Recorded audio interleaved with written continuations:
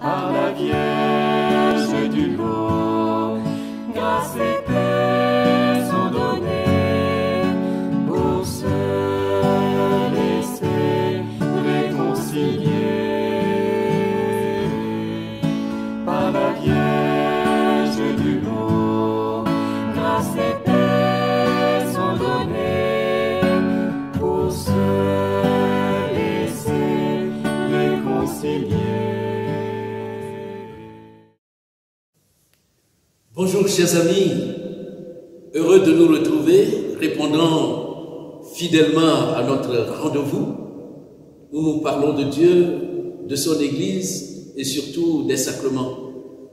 Jusqu'ici, nous avons parlé de 5 sacrements. Aujourd'hui, nous abordons le 6e, le sacrement de la réconciliation et de la pénitence.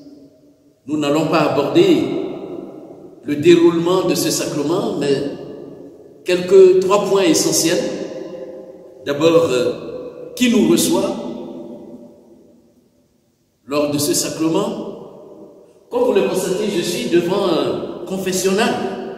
Alors, qui nous reçoit au confessionnal? Ensuite, qu'est-ce que c'est que le confessionnal?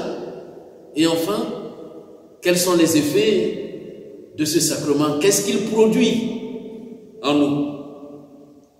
Mais avant d'aborder les 3 points, je voudrais rappeler quelques points essentiels. Vous vous souvenez, dans l'évangile, Jésus dit, je suis venu appeler non pas les justes, mais les pécheurs à la conversion. Deuxième point, l'Église n'est pas composée d'anges, d'hommes, de femmes, d'enfants tout pur. Non. L'Église est composée de pécheurs pardonnés. Rappelons-nous ce que dit celui qui prie, qui fait monter des prières vers Dieu à l'aide d'un instrument, celui qu'on appelle le psalmiste. Il dit au psaume 142, Seigneur, n'entre pas en jugement avec tes serviteurs. Aucun vivant n'est juste devant toi. Troisième point, avant d'aborder ce sacrement, il y a une seule personne qui ne nous enferme jamais dans notre péché, qui ne nous enferme jamais dans le mal que nous commettons. Le seul être qui pose toujours sur nous, pécheurs, un regard qui n'humilie pas, qui ne méprise pas, qui relève toujours, qui encourage toujours, qui soutient toujours, qui accompagne toujours, qui aime sans cesse cette personne, cet être. Vous le savez, c'est Dieu. Alors, qui nous accueille au confessionnal? Le prêtre? Non.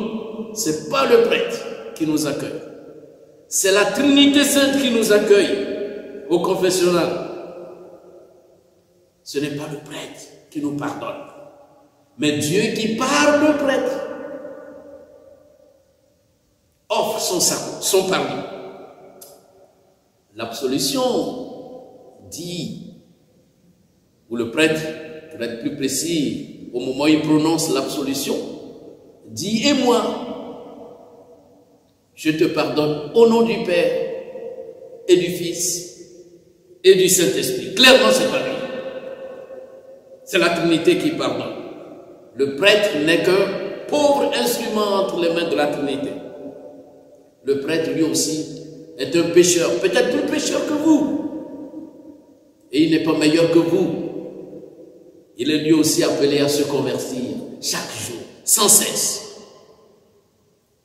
L'autorité qu'il exerce en prononçant cette parole de l'absolution, eh bien c'est une autorité qu'il a reçue du Christ.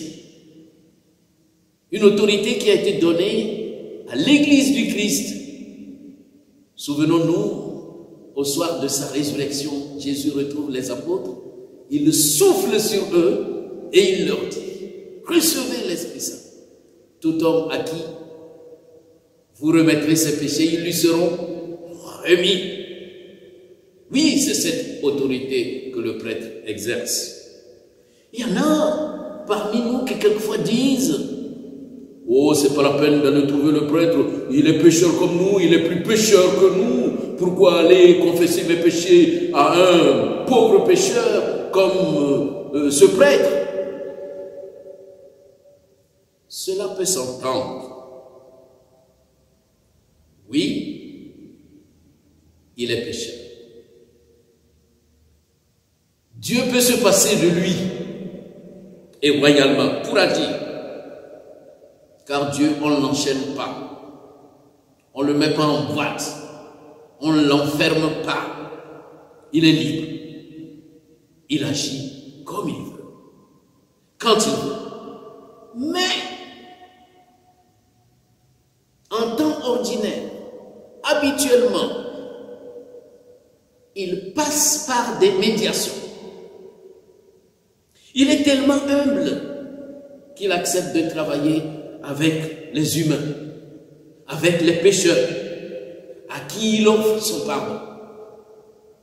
De plus, en entendant la parole de l'absolution qui sort de la bouche du prêtre, nous avons la preuve que nous sommes pardonnés. Sans cette parole qu'on appelle l'absolution, nous n'avons aucune preuve que nous sommes pardonnés. Le confessionnal. Le confessionnal est comme un tribunal.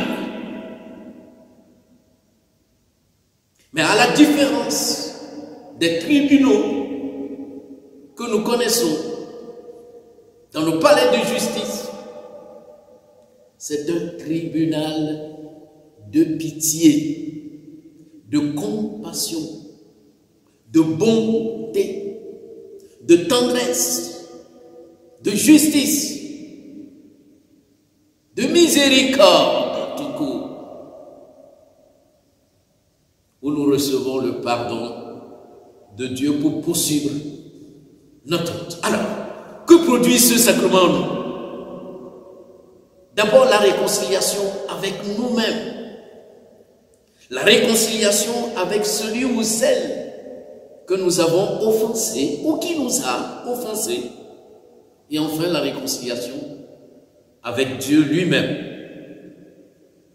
Sans cette réconciliation, notre vie ne plaît pas au Seigneur. Et notre prière, nos messes, n'ont aucun sens. Rappelons-nous ce conseil de Jésus. Quand tu vas présenter ton offrande, et si là tu te souviens que ton frère ou ta soeur a quelque chose contre toi, c'est pas toi qui as quelque chose contre lui ou contre elle. Alors mon frère, mon ami, laisse là ton offrande. Va d'abord te réconcilier avec ton frère et ta soeur. Puis ensuite, viens présenter ton offrande. Oui, la réconciliation. Mais aussi, la paix, la joie, l'unité de soi, l'unité avec les autres, l'unité avec Dieu. Quand on va se confesser, on fait l'expérience de l'Esprit Saint. Car la paix, la joie, l'unité, la réconciliation sont des fruits de l'Esprit Saint. Quand on va se confesser, l'Esprit Saint souffle fort. Que vous dire d'autre pour terminer? Premièrement, prenons l'habitude de nous confesser, de nettoyer notre cœur. À chacun de nous de trouver son rythme. Ou bien toutes les 2 semaines, ou bien tous les mois, ou bien tous les 3 mois. Pour mieux vivre l'Eucharistie. Un cœur nettoyé, purifié est comme un terrain préparé à recevoir une bonne semence, la bonne semence de Dieu, les grâces de Dieu, comme nous disons, les belles choses de Dieu.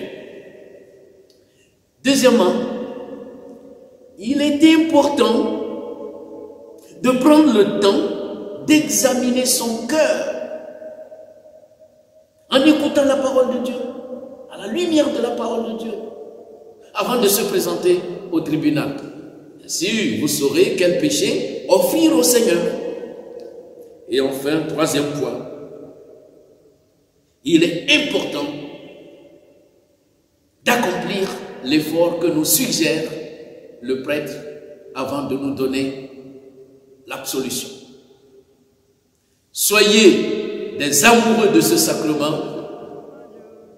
Bonne suite et à très bientôt.